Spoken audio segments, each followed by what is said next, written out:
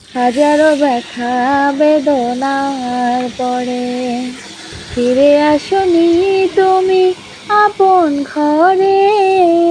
দিনের আলো তুমি ছড়িয়ে দিতে চলে গেলে মদিনায় মক্কা ছেড়ে।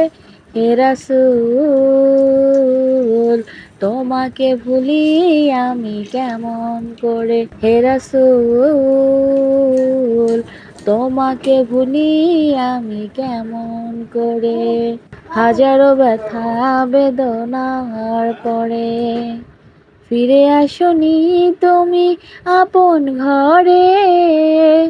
দিনের আলো তুমি ছড়িয়ে দিতে চলে গেলে মদিনায় মক্কা ছেড়ে। হে রাসূল তোমাকে ভুলি আমি কেমন করে। হে রাসূল তোমাকে ভুলি আমি কেমন করে। খেয়ে না খেয়ে দিন প্রচারের কাজে নিজেকে দিয়েছ বিলিয়ে। তায়েফের কাফেরেরা চিনল না এ আলো, দুষ্ট ছেলেদের পিছু দিল লেলিয়ে। খেয়ে না খেয়ে দিন প্রচারের কাজে নিজেকে দিয়েছ বিলিয়ে। তায়েফের কাফেরেরা চিনল না এ আলো, দুষ্টু ছেলেদের পিছু দিল লেলিয়ে। পাথরের আঘাতে ক্ষত বিক্ষত হয়ে সারা শরীর থেকে রক্ত ঝরে। হে রাসূল তোমাকে ভুলি আমি কেমন করে।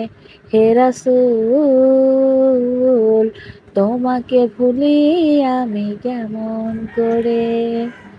হাজারো ব্যথা বেদনার পরে ফিরে আসনি তুমি আপন ঘরে। দিনের আলো তুমি ছড়িয়ে দিতে চলে গেলে মদিনায় মক্কা ছেড়ে। হে রাসূল তোমাকে ভুলি আমি কেমন করে।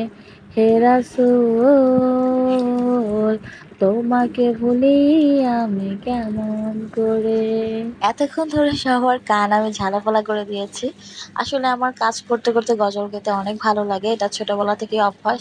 আর ভয়েসটা দেওয়ার একটাই কারণ হচ্ছে এত কষ্ট করে এত দূর আসার পর হয়তোবা আমার থেকে, হয়তোবা না, মানুষ আমার থেকে এর বেশিও কষ্ট করে। তো যাই হোক, মনিটাইজেশনটা পেলাম আলহামদুলিল্লাহ, আর্নিংও শুরু হয়েছিল আলহামদুলিল্লাহ। হুট করে পেজে একটা ইস্যু ধরাই দিল।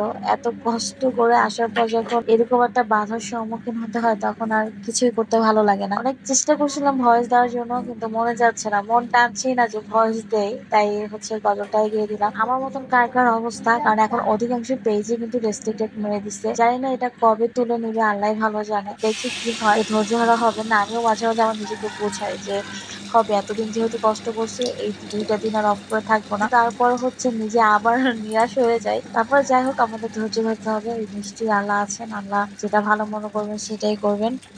যাক, এখানে বিদায় নিচ্ছি। সে ভালো থাকবেন, সুস্থ থাকবেন, আল্লাহ হাফেজ।